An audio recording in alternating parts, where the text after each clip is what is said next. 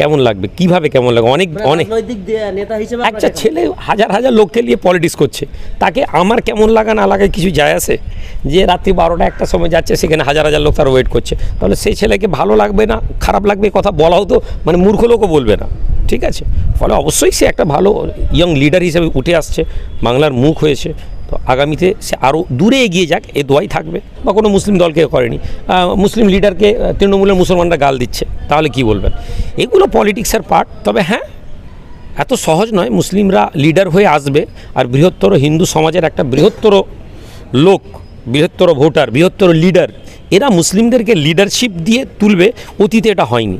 ফলে আগামীতে মুসলিম লিডারদের জন্য একটা অনেক বড় লড়াই, যে এককভাবে বা নিজের স্বতন্ত্রতা বজায় রেখে আপনি অ্যাজ এ মুসলিম, আবার আপনি ভালো ডেমোক্রেট লিডার, অ্যাজ এ মুসলিম, আমি একজন মুসলিম, মাথায় টুপি দিয়ে ধর্মের কথাও বলবো, আবার এদিকে আমি গণতন্ত্রের দিশারি হব, এটা বৃহত্তর হিন্দু সমাজ মেনে নিতে পারবে না। প্রশ্ন করলে আমি আমার যখন চিন্তাভাবনা বলবো, লোক বলবে এনার অহংকার আছে।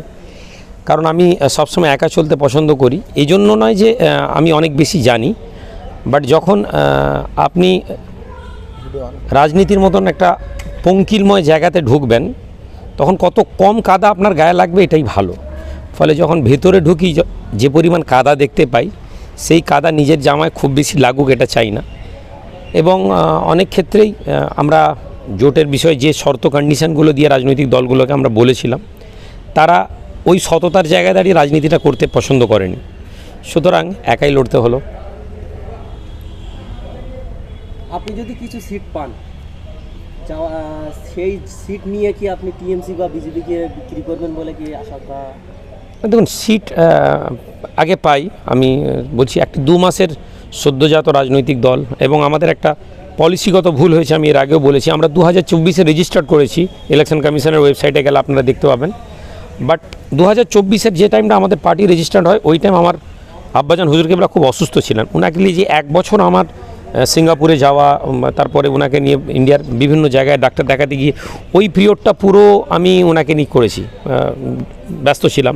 তারপর উনি ইন্তেকাল করলেন, আরও 2-4 মাস 6 মাস নিজেকে একটু এইসব করতে করতে পুরো আমার 1.5 বছর কেটে গেছে। ফলে তারপরে যখন ইলেকশনের আগে আগে আমরা ভোট ডিক্লেয়ার করলাম, এবং সেই ভোট ডিক্লেয়ার করে যতটা আমাদেরকে পরিণতভাবে যতটা মাঠে নামা দরকার ছিল, কোথাও না কোথাও অভাব ছিল। ফলে আগে জিতি, সেই জায়গায় দাঁড়িয়ে তারপরে কারো কাছে বিক্রি হওয়া নয়। আমরা আগেই বলেছি, আমরা ব্যক্তিগতভাবে তৃণমূলের সাথে যে আমার খুব ক্লাস আছে এটা নয়, মানে আমি আমার কেউ বন্ধুও নয় রাজনীতিতে, আমার কেউ শত্রু নয় বিজেপি ছাড়া। ফলে কালকে যদি তৃণমূল আমার কন্ডিশন মেনে নেয়, ভোটের আগেও যদি আমরা কিছু প্রপোজাল দিয়েছিলাম তৃণমূলকে, যেটা বিশেষ করে ব্যাকওয়ার্ড আর মাইনরিটি ক্লাসদের ডেভেলপমেন্টের জন্য, কিন্তু তৃণমূল ওগুলো নেয়নি। কারণ ওই ডেভেলপমেন্ট করলে রুট প্রবলেমে সলভ হয়ে যেত। আর আজকের দিনে পলিটিক্সে রুট প্রবলেম কেউ সলভ করতে চায় না, উপরে উপরে খালি মলম লাগিয়ে ঘা সারাবে। তো আমাদের কন্ডিশন যার সাথে ম্যাচ করবে আমরা তাকে সাপোর্ট দিতে পারি, বাট এখন অত দূর পর্যন্ত আমি ভাবছি না।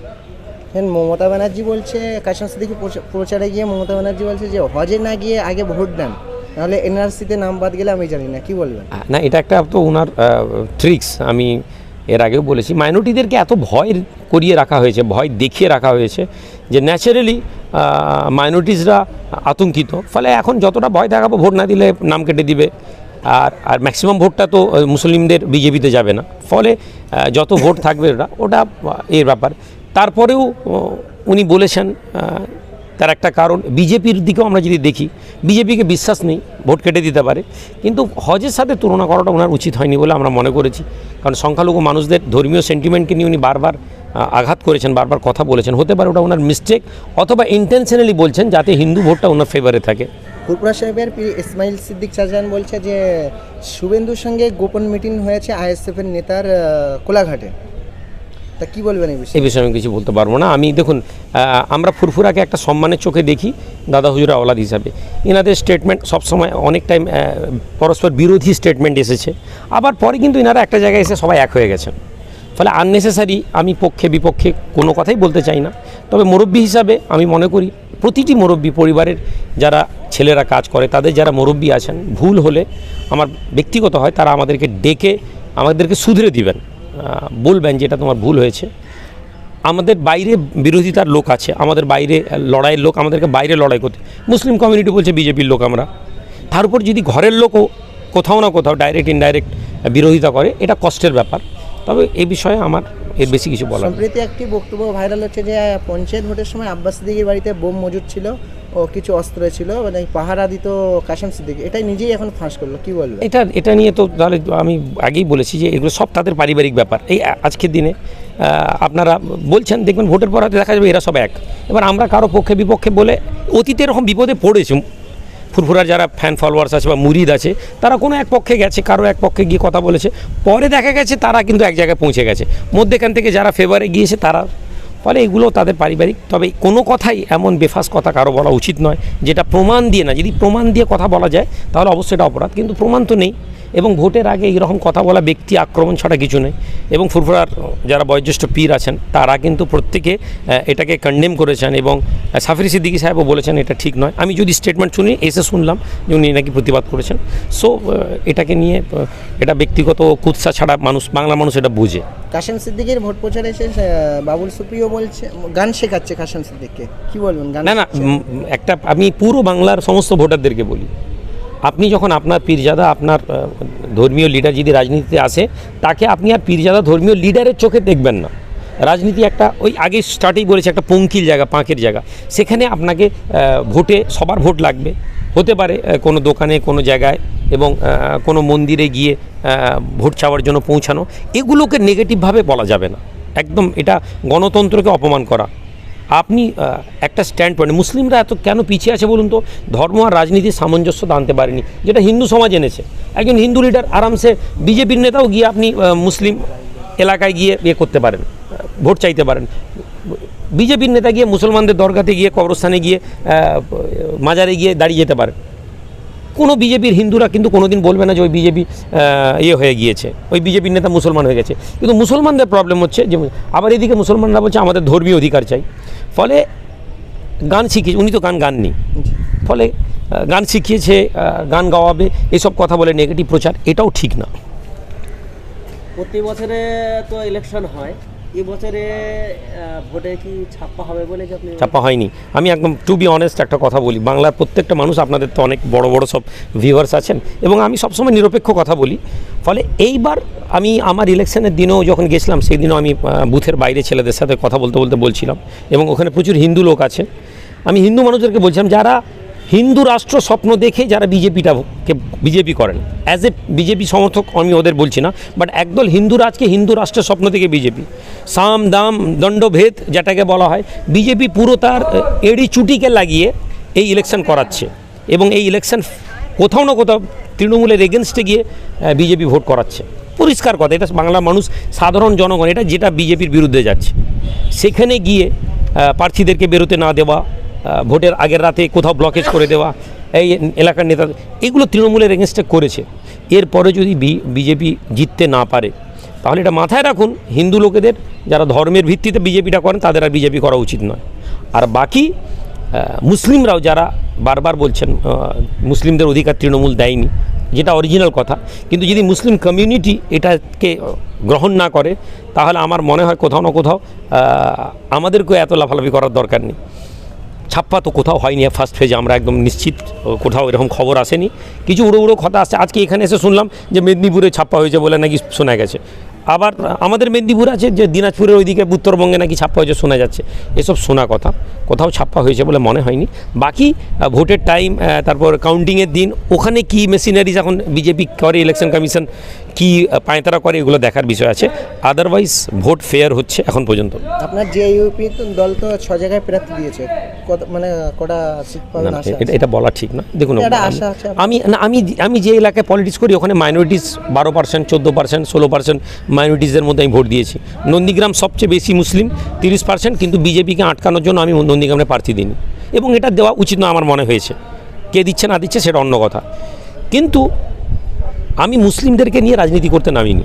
যদি মুসলিমদেরকে রাজনীতি করতাম, আমার কাছে মুর্শিদাবাদ থেকে লোক এসেছে প্রার্থী দেন, আমার কাছে হাওড়া বাঁকড়া থেকে লোক এসেছে প্রার্থী দেন, আমি সেখানে প্রার্থী দিতাম। আমি একটা শুরু করেছি যেটা মানুষ এখন বুঝতে পারবে না, 5 বছর 10 বছর পরে গিয়ে একটা আইডিওলজি তৈরি হবে, সেখানে মানুষ হয়তো আমাদেরকে ধরতে পারবে। ফলে আমি কটা জিতবো কটা হারবো এগুলো বড় কথা নয়, আমরা লড়াইয়ে এসেছি, সময়ের সাথে সাথে এগুলো প্রমাণ হবে। আজ ভাঙড়ে একটা গ্রামে আইএসএফ থেকে সব মানে নেতারা পতাকা ফ্ল্যাগ মারতে গেছিলো হিন্দু পাড়ায়, কিন্তু তারা বলছে যে আইএসএফ এটা মুসলিমদের দল, এখানে ওই দলের পতাকা মারা যাবে না। কি বলবেন?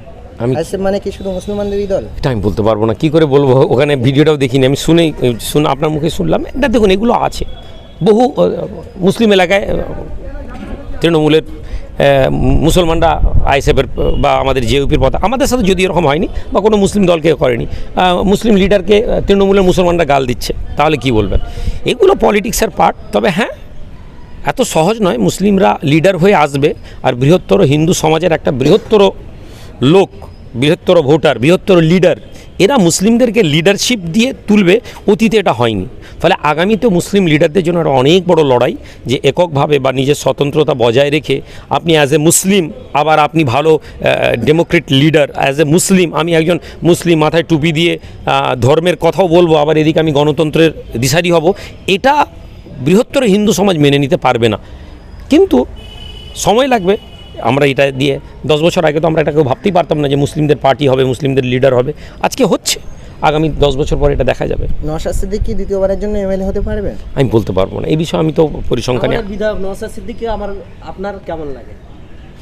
কেমন লাগবে, কিভাবে কেমন লাগবে? অনেক রাজনৈতিক নেতা হিসেবে একটা ছেলে হাজার হাজার লোককে নিয়ে পলিটিক্স করছে, তাকে আমার কেমন লাগা না লাগায় কিছু যায় আসে? যে রাত্রি 12টা একটা সময় যাচ্ছে, সেখানে হাজার হাজার লোক তার ওয়েট করছে, তাহলে সেই ছেলেকে ভালো লাগবে না খারাপ লাগবে কথা বলাও তো মানে মূর্খ লোকও বলবে না, ঠিক আছে? ফলে অবশ্যই সে একটা ভালো ইয়ং লিডার হিসেবে উঠে আসছে, বাংলার মুখ হয়েছে। তো আগামীতে সে আরও দূরে এগিয়ে যাক, এ দোয়াই থাকবে। কাল বাদে পরশু দ্বিতীয় দফা ভোট, কি বার্তা দেবেন বাংলা মানুষের উদ্দেশ্যে? বিজেপিকে আটকানোর জন্য যা করার তাই করুন, এটা মাথায় রাখুন। আমাদের কাছে চয়েস খুব কম, বা চয়েস নেই বললেও চলে। আমরা যাদেরকে বিরোধিতায় দেখছি তারা, কারণ বিজেপি এসে গেলে আজকে যেটাকে যাদেরকে চোর বলে আপনি যাদের বিরোধিতা করছেন, কালকে আপনি ডাকাতকে নিয়েছেন। আমরা যদি বামেদেরকে চোর মনে করে তৃণমূলকে এনেছিলাম, তো বামেরা যদি চোর হয়, আজকে তৃণমূল কিন্তু ডাকাত। কিন্তু আবার তৃণমূলকে যদি আপনি ডাকাত মনে করেন, বিজেপি কিন্তু খুনি। ফলে আপনার এলাকায় ফিটেস্ট ক্যান্ডিডেট যে থাকবে, যে আপনার এলাকায় সবচেয়ে ভালো লোক এবং যে জিততে পারবে, তাকেই ভোট দিন। ভোট নষ্ট করবেন না। এই লড়াই শুধু আপনার অস্তিত্বের লড়াই নয়, বিজেপিকে এই জন্য আটকাতে হবে যে এই আটকানোর মাধ্যম থেকে আগামীতে গণতন্ত্র জীবিত থাকবে কিনা। গোটা ইন্ডিয়ার বড় বড় লিডাররা এই কথা বলছেন, আমি একা নই।